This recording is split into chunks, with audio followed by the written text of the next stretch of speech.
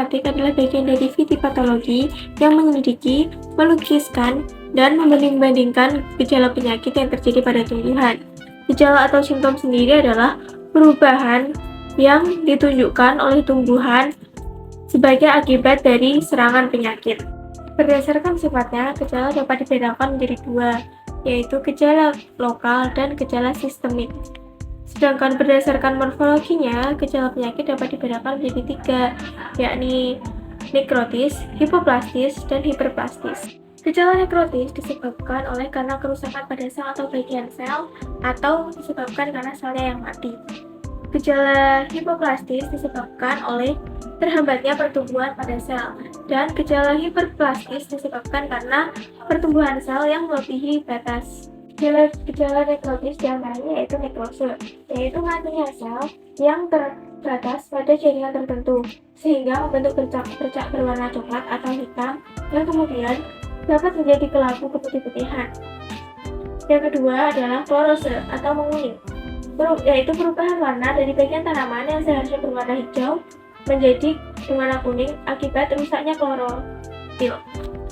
Selanjutnya ada proliferasi, yaitu nekrose yang diikuti oleh rontoknya sel-sel yang mati sehingga terbentuk lubang-lubang.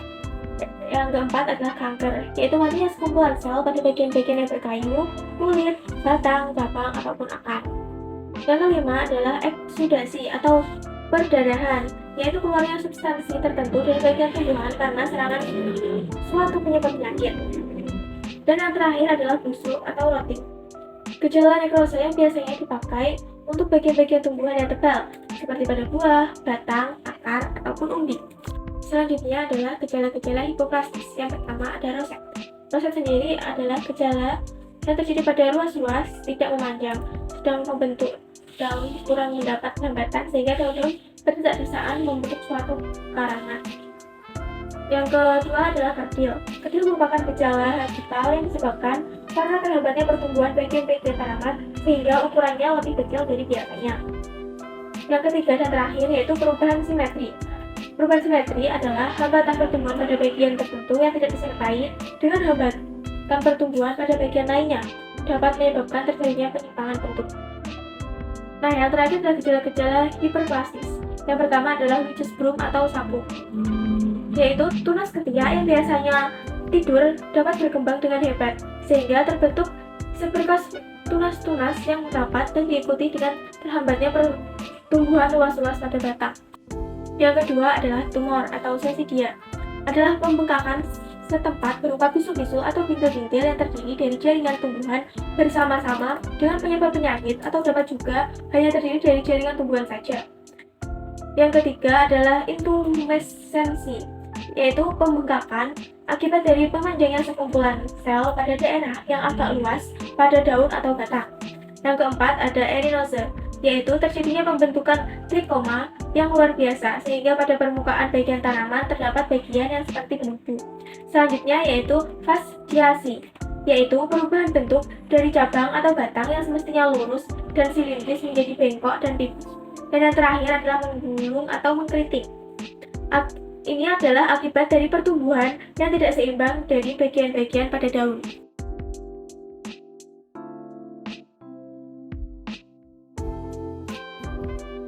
Ini kita bisa melihat salah satu gejala hiperplastis, yaitu witch's broom atau berbentuk sapu, di mana tunas-tunas yang biasanya laten atau tidur berkembang biak secara cepat dan banyak sehingga membuat pertumbuhan ranting-ranting di ketiak-ketiak tunas itu menjadi terhambat dan ketiak-ketiak tunas menjadi besar dan bertumpuk sehingga membentuk sapu. Hal ini yang membuat hiperplastis ini disebut dengan witch's broom.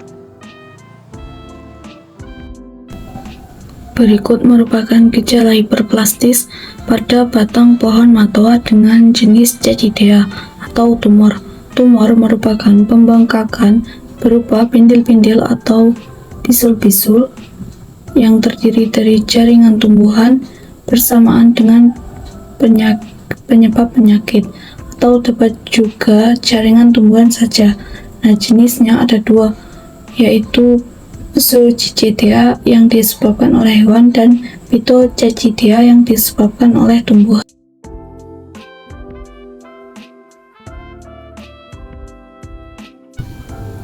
Yang selanjutnya yaitu gejala hiperplastis pada pohon karang Afrika dengan jenis Erinus.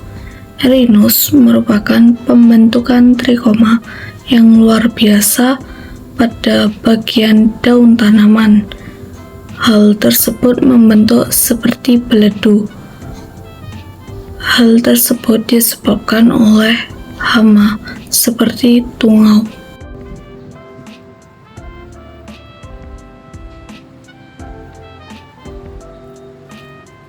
Di video kali ini saya akan sedikit membahas tentang tanaman yang ada di video di atas, yaitu tanaman pucuk merah, di mana patogen tanaman ini yaitu menggulung akibat penyebab dari tumbuhan yang tidak seimbang dari bagian-bagian daun tersebut. Nah, bisa kita lihat pada video di atas bahwasannya di video tersebut, di tanaman tersebut yaitu mengalami daun-daunnya itu menggulung.